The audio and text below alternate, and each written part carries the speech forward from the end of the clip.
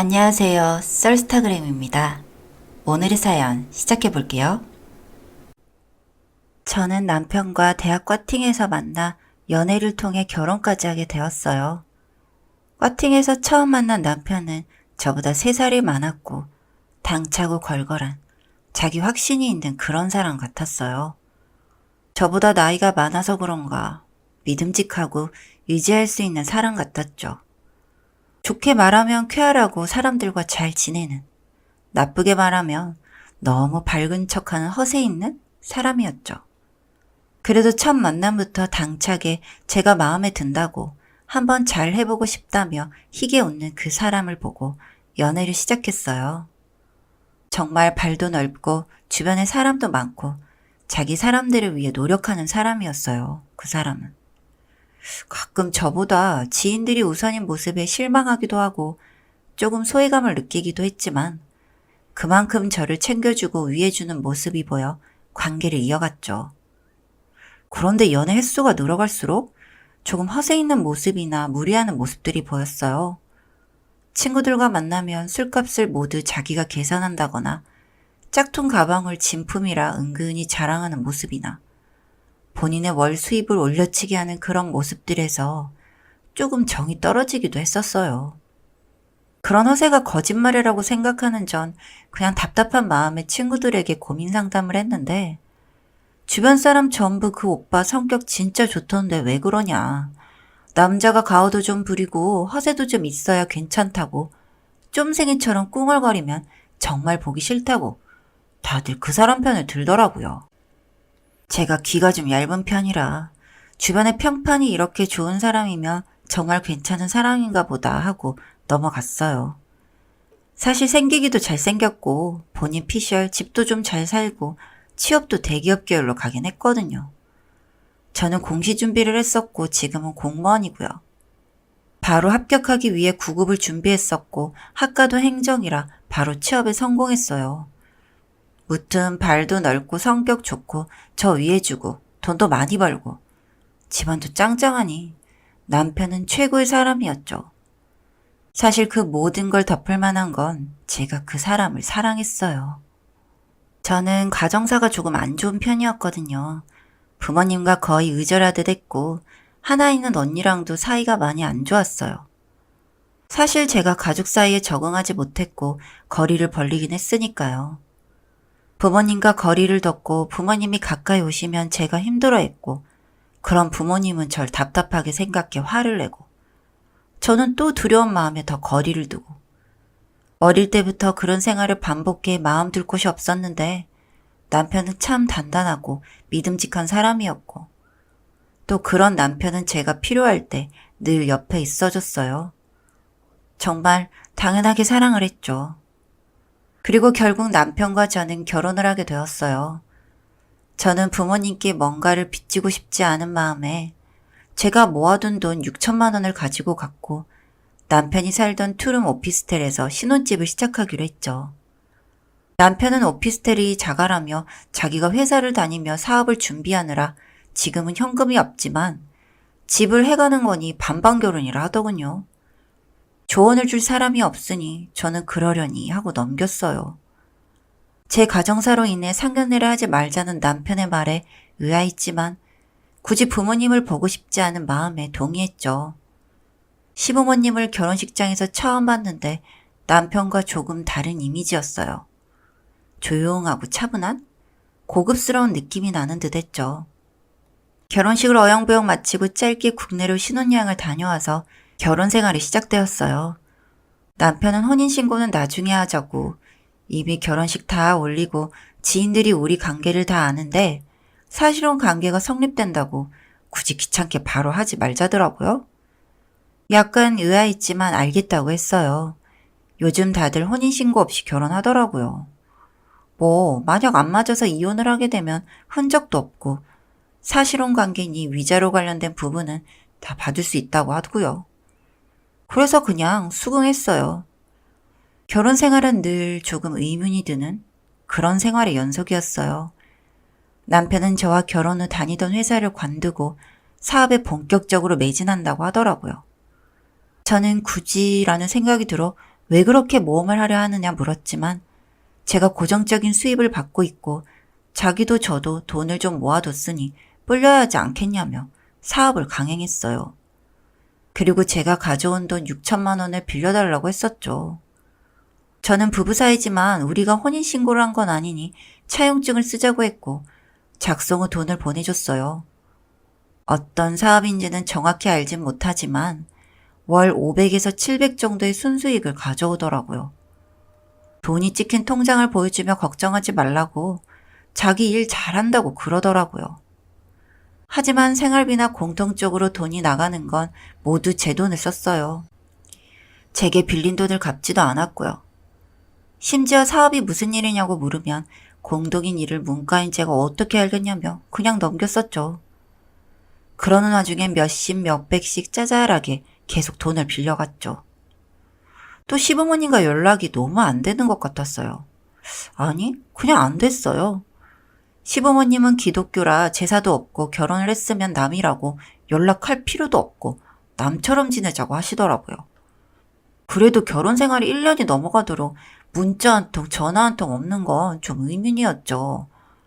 저야 편하고 좋긴 하지만 연애할 때 남편은 본인 부모님의 부를 자랑처럼 이야기하곤 했었거든요. 부모님이 강남 어디 건물을 가지고 있고 한 달 월세가 자기 연봉이라는 둥. 하지만 부모님 유산은 안 받을 거라고 자기는 자기가 일궈낼 거라며 자라는 동안 혜택을 받았으니 갚아 나갈 거라는 둥. 그 이야기로는 부모님과 정말 사이가 좋아 보였기도 했고 실제로 부모님과 전화를 한다며 자리도 자주 비었거든요. 그렇게 사이 좋은 부모님과 이렇게 한순간에 연을 끊는다는 게 제 상식에선 이해가 가지 않았어요.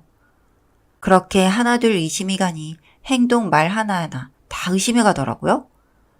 그러던 중 결국 일이 터졌습니다. 남편의 모든 거짓말이 들통난 일이요. 남편과 함께 대학 동기들과 동창회에 참석하게 되었어요. 그곳에서 남편의 전 회사에 다니고 있었다는 동기 한 명을 알게 되었어요. 그 동기는 남편에게 어디 부서에서 일했느냐고 물었고 남편은 호탕하게 웃으며 어디 부서에 있었다고 말했어요. 동기는 의아한 표정으로 그 부서는 없다고 하더라고요. 남편은 무슨 소리냐고 자기가 2년 전만 해도 그 부서에 있었다며 같이 다닌 사람들 이름을 줄줄 이야기를 했어요. 동기는 계속 의아한 표정으로 그럼 부서는 없는데 했었고요. 전 워낙 대기업이라 사원 한 명이 모든 부서를 알 수 있는 건 아니지 않겠냐 하며 웃어 넘겼죠. 하지만 이미 남편을 의심하던 저는 동창회가 끝난 후 술에 취한 남편을 재우고 그 회사에 가는 찾아봤고 남편이 말한 부서는 없더군요. 정확히는 그 회사의 하청업체 부서 중 하나더라고요. 회사를 속였다는 사실을 알게 되고 저는 남편이 제가 아는 사람이 아닐 수도 있다는 생각이 들었고 다른 부분들도 찾아봤어요. 남편 몰래 건너 정보를 찾는 과정 중 남편의 과거 SNS 계정에서 부모님 기일에 관한 이야기를 보았고 모든 게 거짓이라는 생각을 확신했죠. 불법이지만 흥신소도 이용한 결과 남편은 중학생 때 부모님이 자살하시고 할머니 손에 자랐더군요. 학교도 저와 같은 학교는 맞았지만 캠퍼스가 달랐어요. 대학은 이미 자퇴를 한 상태였고 신분을 속이고 청강을 들으며 저희 학교 학생인 척 했더라고요. 또 이미 본인 고등학교 동창과 21살에 혼인신고를 했고 저와 연애 후 이혼 처리가 되어 있더군요. 집도 자가가 아닌 월세였고 하고 있다는 사업은 중고차 딜러 일이네요. 중고차 딜러가 모두 나쁘다는 건 아니지만 그 사람은 침수차 등을 올려치기해서 불법적으로 차량 판매를 하고 있더라고요. 회사를 간둔 이유는 신용불량으로 인해 월급 전체가 압류를 당해 딜러 일을 시작한 것 같고 빚은 2억 정도 있더라고요. 한 번에 너무 많은 사실을 알게 되더니 멘탈이 나가더라고요. 저는 이게 무슨 일인가 싶었어요. 그리고 차분히 해야 할 일을 정리하기 위해 그리고 짐을 정리해 고시원이든 친구 집이든 그 사람과 떨어지기 위해 집으로 향했어요. 집에는 당연히 일을 갔을 거라 생각한 남편이 침실에 누워 자고 있더라고요. 뒤집어지는 속을 붙잡고 말없이 캐리어에 짐을 싸는데 남편이 일어나 뭐 하냐고 물어보더라고요. 저는 순간 배신감의 눈물이 뚝 떨어졌어요. 우는 제 모습에 남편은 달려와 왜 우냐고, 무슨 일이냐고 당황했고, 그 모습이 제가 좋아하던 그 사람이라 더 슬펐어요. 그리고 멍청한 생각을 했죠. 지금이라도 사실대로 말한다면 그냥 넘어가자고, 모른 척 하자고요. 그래서 물었어요. 나한테 할 말 없냐고. 제발 솔직히 말해주길 바라는 마음에 한 말이었지만 남편은 모르쇠로 일관하며 무슨 말이냐고 제게 되물었죠. 마지막 남은 애정과 감정이 모두 사라지는 기분이었어요. 전 눈물을 닦아내고 전부 다 알았다고. 당신 가정, 집안, 회사, 직업, 학교 등등 모두 다 알았다고. 심지어 결혼한 적이 있었다는 것조차 다 알았다고 소리를 지르며 손에 잡히는 옷가지를 남편에게 던졌어요.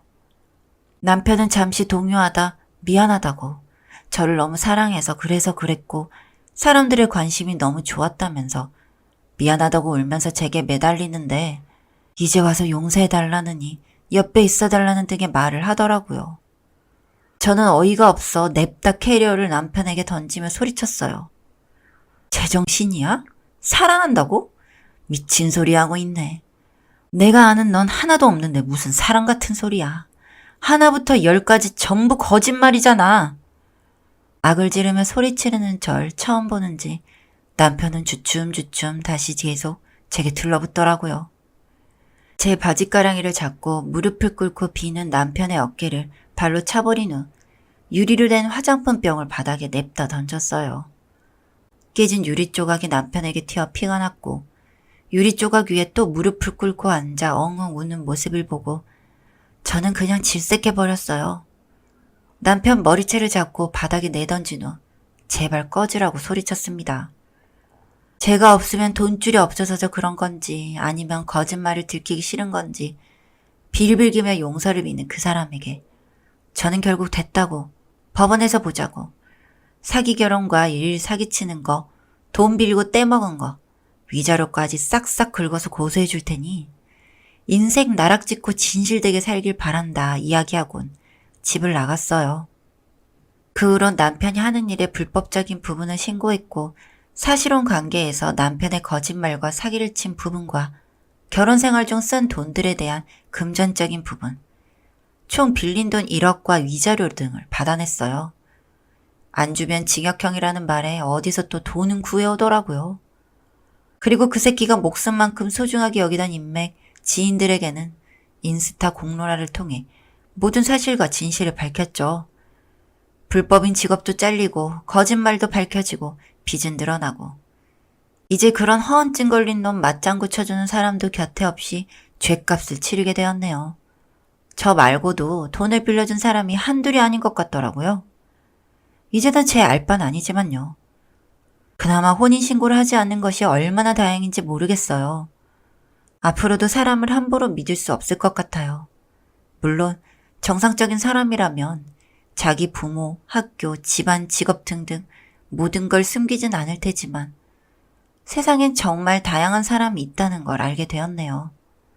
사실 사랑한 시간은 진심이었기에 배신감도 크고 속은 정말 쓰리지만 시간이 지나면 괜찮아지겠죠. 여기까지 썰스타그램이었습니다. 구독과 좋아요 부탁드릴게요.